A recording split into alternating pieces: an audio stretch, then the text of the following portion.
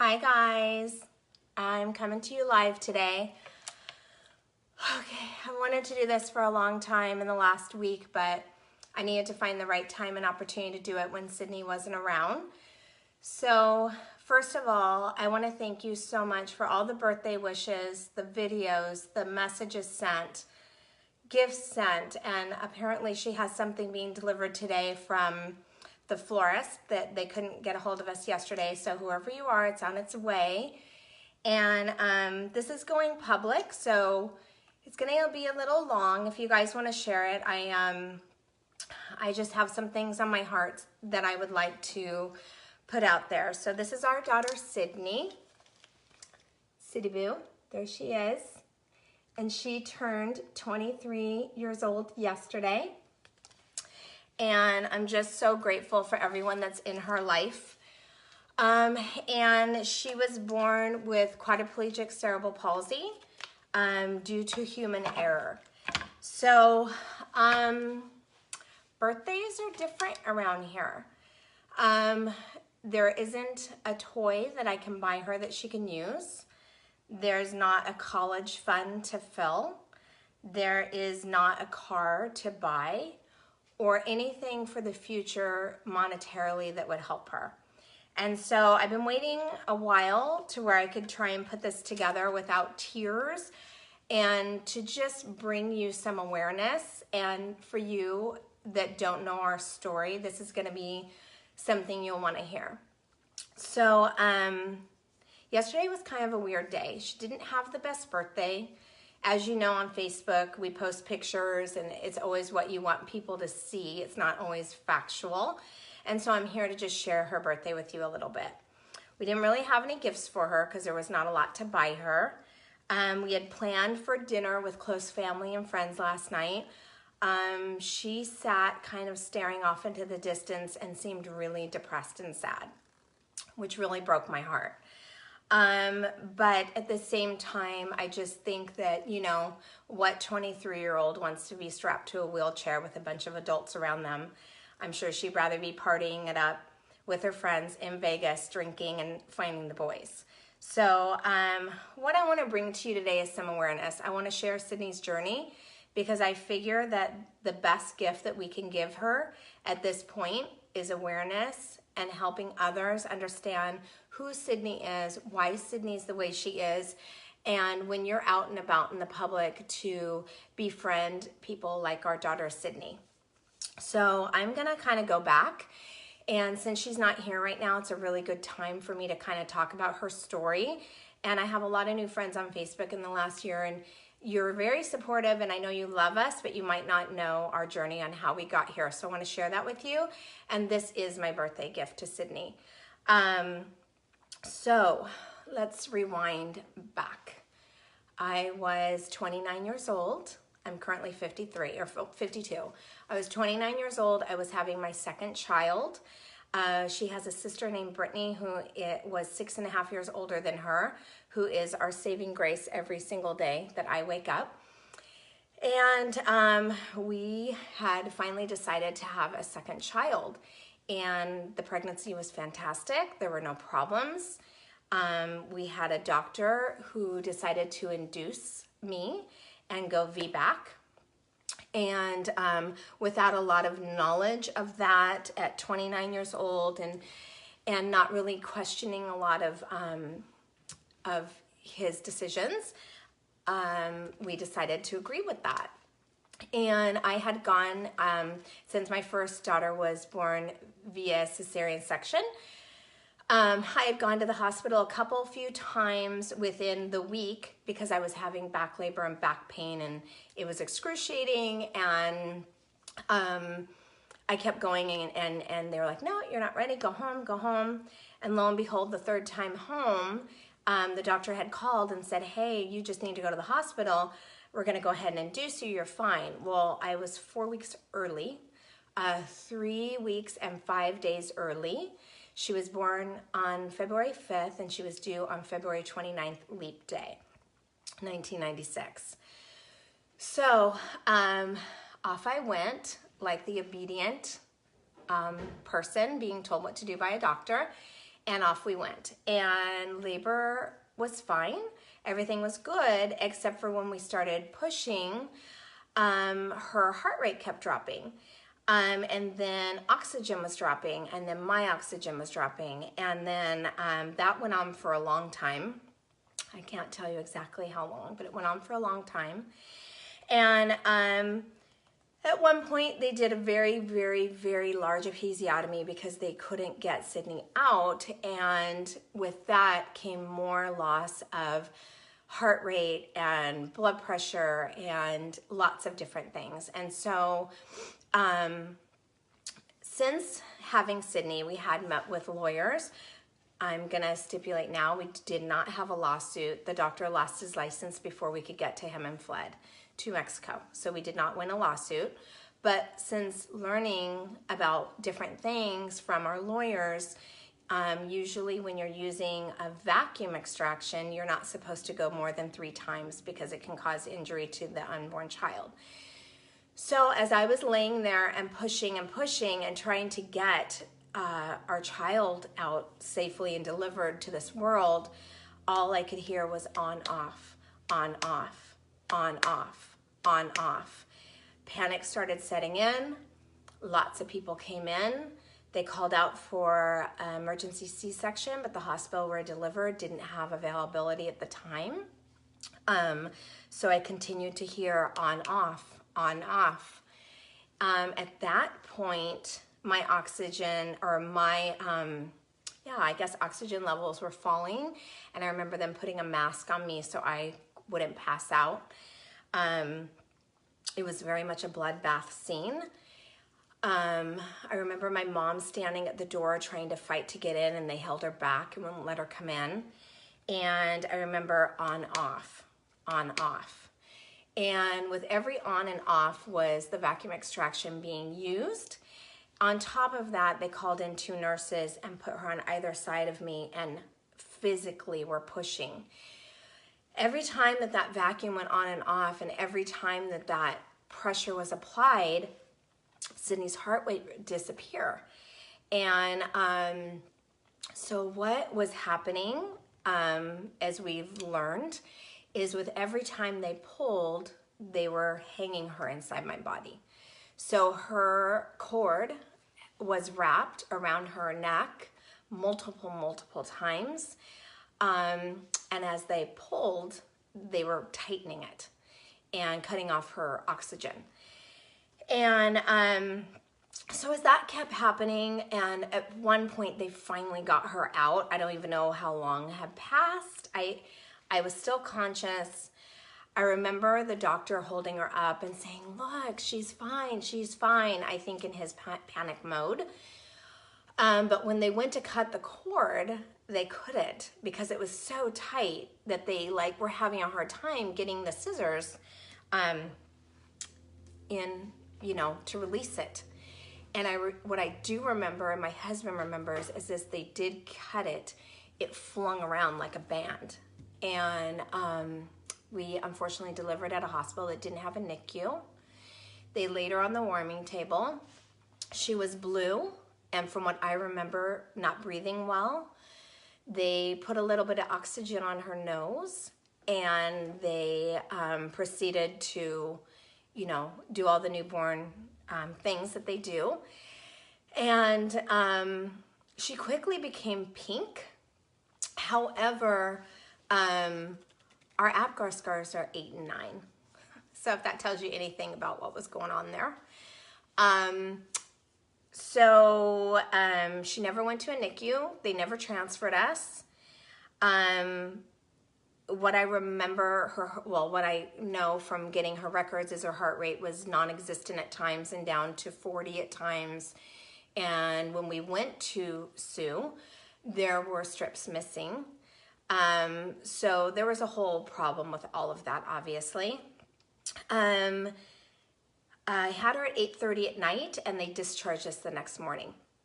So what I can tell you, I remember laying in that hospital bed, was that my baby didn't cry. She looked beautiful. She looked very typical. She had normal muscle tone. She was alert. She would open her eyes and make contact with my eyes and engage with me, but she slept a lot and she didn't cry a lot. And what I remember, which is so funny now, is laying back in that hospital bed, is laying there thinking, oh my God, I have the best baby ever. Like, she doesn't cry, she's such a good girl. I'm hearing all these babies screaming. And the naive 29-year-old that I was thinking, oh my God, she's so good. She's such a good baby. Well, we were discharged the next morning and off we went. Off we went. We went home. The next several months consisted of 24-hour feeds because she couldn't suck.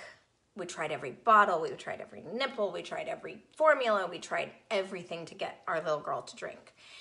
And I remember it was a 24-hour job. It was an ounce at a time, 2 ounces at a time. I went back to the pediatrician. He's like, she's little, she's born early, she's premature, she was only 5 pounds, give her time. She just needs time. And with that, again, we followed direction, not knowing. And so we followed directions, and here I was, a new mom again after 6.5 years for the second time, and just kept struggling through it. I remember going to the pediatrician at 6 months and saying, she can't roll, she can't sit, she's not holding her bottle. I put her in the stroller and she falls over like a rock, and I have to keep propping her with blankets and this and that. And it really wasn't until, and he was the same, she's little, she's tiny, she was a preemie, give her time, give her time. And so we did. And then I remember at 8 months, I had dropped her off at my friend Dana's house. I had to go do something, maybe Girl Scouts or something with Brittany. I'm not really sure what it was, but they were holding Sydney. And I remember specifically, they're out in the cul-de-sac. She was with a nurse. My friend Dana was with a nurse friend. She held up this baby, and apparently Sydney had low muscle tone at the time, and it was undiagnosed, and I didn't even know what that was, which is funny now because I was a therapist now for 17 years, so I can tell you I know that now. But I remember Dana said that she held up Sydney, and the nurse immediately said, "What's wrong with this baby?" And I think it was brought to my attention, so I went back to the pediatrician at the 9-month checkup. It was just like within a couple weeks. And I walked in, and I literally sat Sydney down, right? Okay, I sat Sydney down on the examining tray, and she went like this. She fell over like a rock. She was cute, she was cooing, she was personable, she was all those things that a baby should be. But what she wasn't is she couldn't hold a bottle, she couldn't roll, she couldn't sit, she wasn't babbling, she was very fussy. Only I could meet her needs. Pretty much at 9 months, nobody could hold Sydney but me. Like, nobody. It's like she knew that I was the one that needed to figure this out, and she only allowed me. So, So when Sydney fell over like a rock, right, the doctor's eyes were like this. And he immediately turned on his heels, walked out to the hallway, and called for his nurse, and they're whispering. And I'm just like, hell no, you've done this to me for 9 months. I open the door, and I'm like, what's wrong with my baby? What is going on here? And he proceeded to tell me that he thought that she had premature closure of the scalp, that they were going to have to go in and saw open her head, make room for the brain to grow. The fontanelle had closed, and it was brain injury, brain damage, and it would need to be done soon. You need to go see a neurologist. You need to get an MRI. You need to get a CAT scan. I think I was just I think I was standing, but inside I had fainted. And because at this point he wasn't sure what was going on, and so this was October of 1996, and so I had to go from October to December to get doctor appointments and tests and results. So all those holiday months. So off we went, and between the time that I got an appointment for an MRI and a CAT scan and endocrinologist with my daughter, I proceeded to nightly have nightmares of coffins and baby caskets and what would I say at her funeral and, you know, is she dying? I had no idea what was wrong with her. I had no idea about birth injuries. I had no idea about the problem with the vacuum. I had no idea about milestones really, because my first baby just did it all and she did it naturally. And I was 23 years old, and to tell you the truth, I never thought a second about it. I didn't read books. We just did it, and it was great.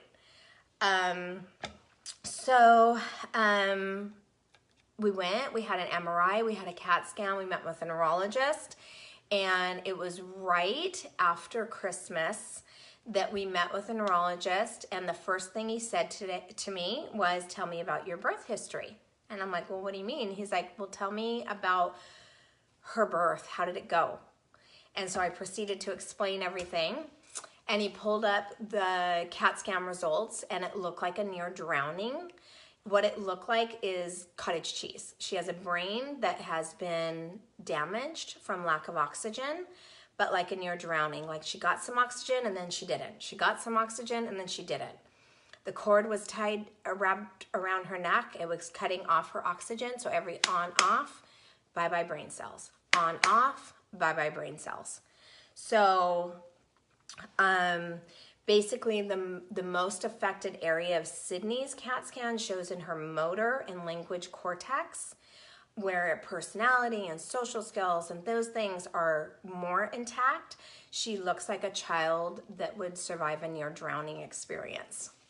So he proceeded to say the words quadriplegic cerebral palsy. I had no idea. Could be the name of a candy. Like, I had no idea what that was. And he proceeded to ask if we knew what that meant, and I was like, I don't. And he said, well, your daughter had a very, very traumatic birth. You both could have died. You're lucky to be here. He goes, however, her life is altering. And he said, you're going to take her home, and you're going to love her, and you're going to give her the best life possible. And every little thing that she does beyond breathing is a miracle. And he also said, we don't know what's going to happen, because every child that has something called cerebral palsy is different. They're affected differently. There's not two alike. We have no prognosis for you. So that's a lot. So he said basically we need to test her vision or hearing. She needs to get a physical therapy going, occupational therapy going, child development going. You need to see a neurologist to make sure she's not having seizures. You need to, there was a list, a laundry list. It wasn't like go to your mommy and me play dates. It was get to work. And so he went on to explain to me that quadriplegic cerebral palsy is basically, cerebral palsy is brain damage. You can have it onset from birth. You can have it onset from an accident. You can have it onset from a stroke, all different kinds of things. And quadriplegic meant lucky Sydney, she gets it in all 4 areas of her body, upper and lower. All extremities are involved. He said the good news is she doesn't appear blind and she doesn't appear deaf, and we'll have to see if she ends up on a trach or a G-tube or heavy-duty medication or what have you. He goes, I just don't know. He goes, I can't really give you any forecast. What I can give you is hope in the fact that if you do early intervention and therapy, that her severity may be lessened, maybe. So that was our diagnosis. From there, that was after December, and so from there, her birthday was February 5th, so she was going to turn 1 year old. So by the time she hit 1, we were invested into 2 times a week physical therapy, 2 times a week occupational therapy, 2 times a week child development that came into the home. We ended up in speech therapy, group therapy, equestrian therapy, aqua therapy,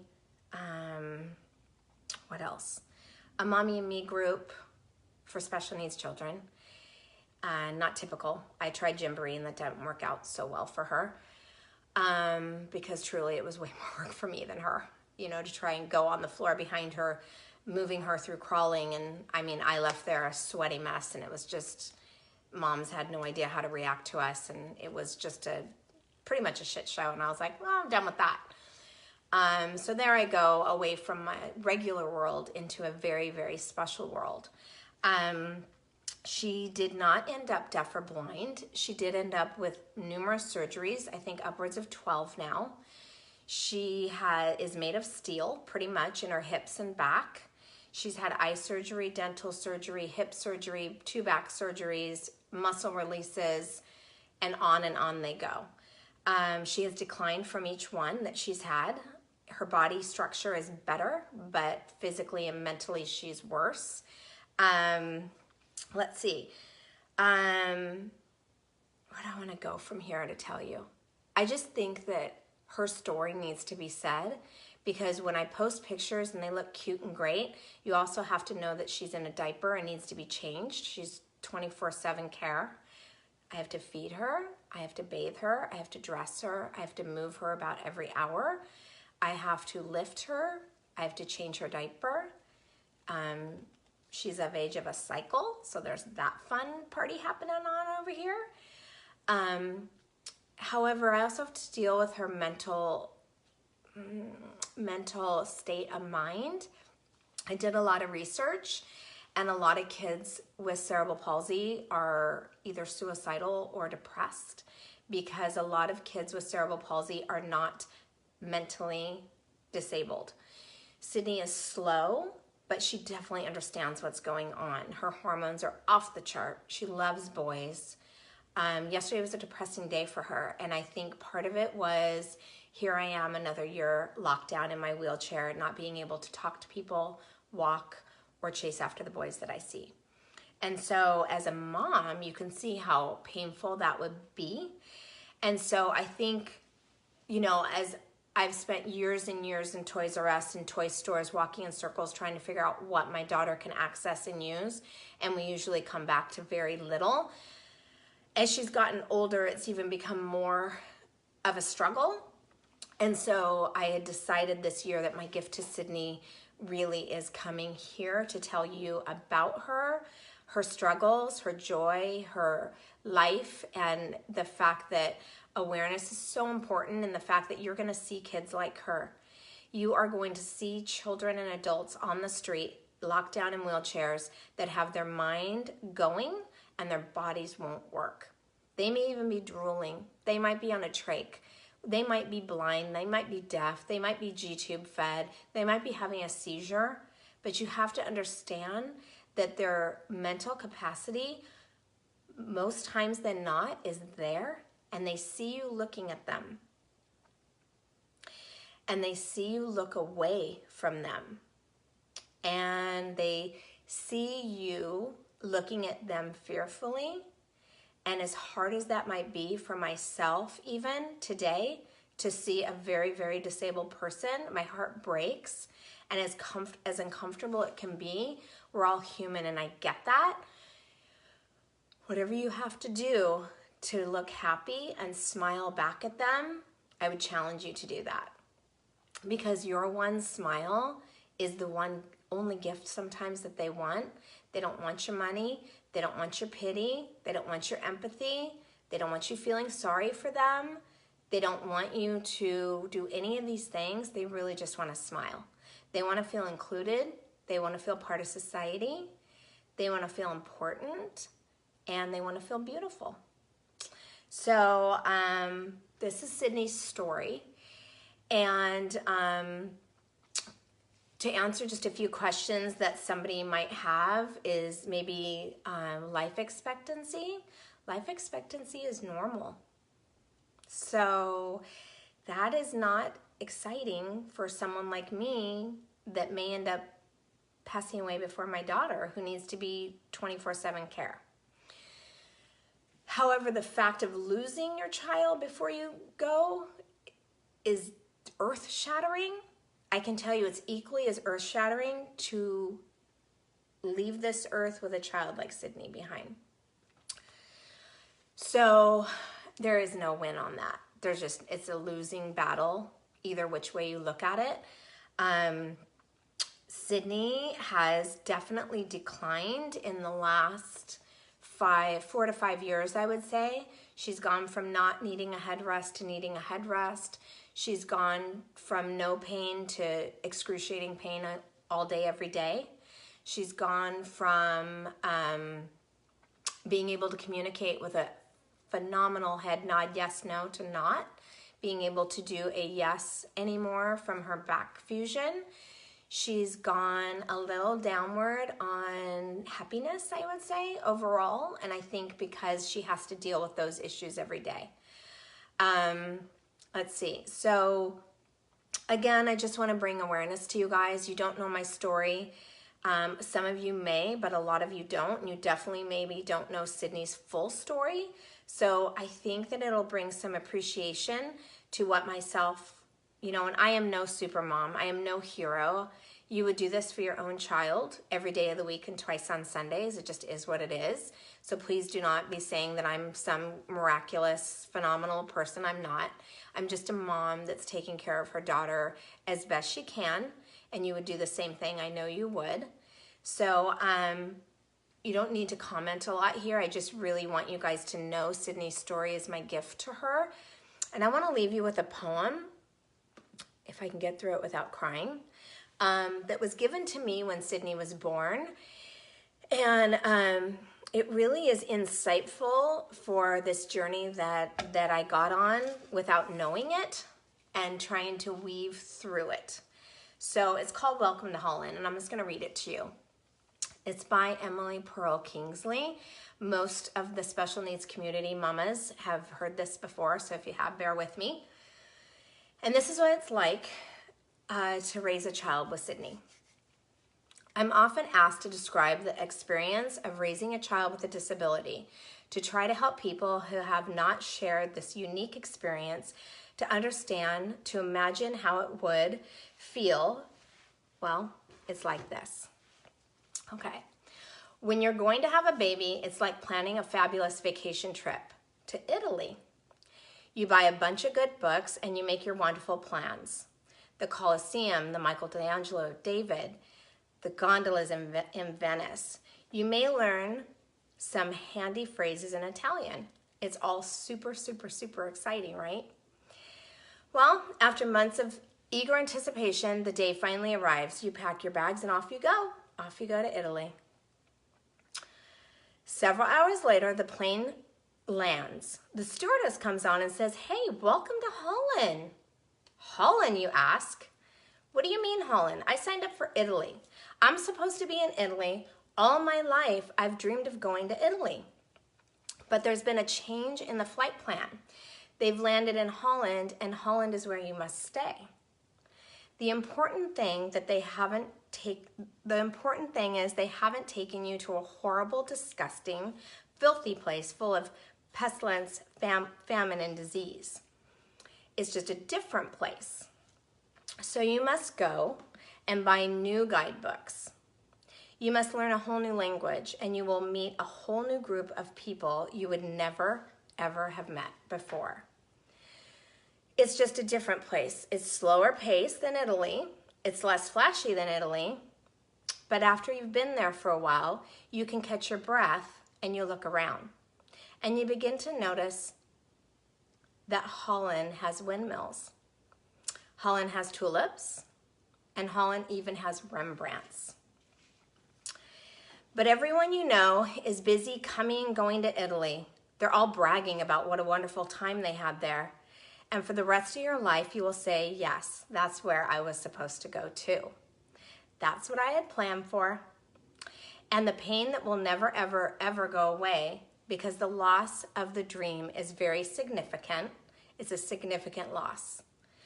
But if you spend your life mourning the fact that you never got to Italy, you may never, ever be free to enjoy the very special, the very lovely things about Holland. And I'm just going to tell you, that was our take from day one with Sydney. We learned that we landed in Holland. It sucked, not going to lie. Michael and I sat on the couch for one day and we cried. And we cried our hearts out. And we looked at each other saying, what the hell now? What are we supposed to do? We have no idea. We have no plan. We're not prepared. I don't even know what I'm dealing with. I don't know what the future is going to bring. We don't know anything. But that night, we rolled up our sleeves and we looked at one another and we said, she is going to have the best damn life ever. It's going to be different, but it's going to be the best life ever. And myself and Brittany and Michael proceeded to do just that. And it's changed a lot of paths. There's a lot of change in our life, but we've set out to enjoy Holland and everything that it has in it. And so if you're watching this, a lot of you are in Holland. You think you're in Italy, but you actually landed in Holland with me, and you're on this journey with me, and I couldn't be more blessed to have you as a part of our lives. I know I've shared other facts about what this has changed in my life, and I'm not going to do that on this video. It's going to become another video. But for now, you just need to understand that if you're watching this right now, or a friend sent this to you to watch, you're in Holland too now. And we're just so thankful to have you here with us, and we love you. And if you can do anything for us, help us create Sydney's legacy. Help us have your friends and your family members understand what it's like to get on a plane to Italy and land in Holland. I love you guys. God bless. And thank you for everything. I'll talk to you soon. Bye.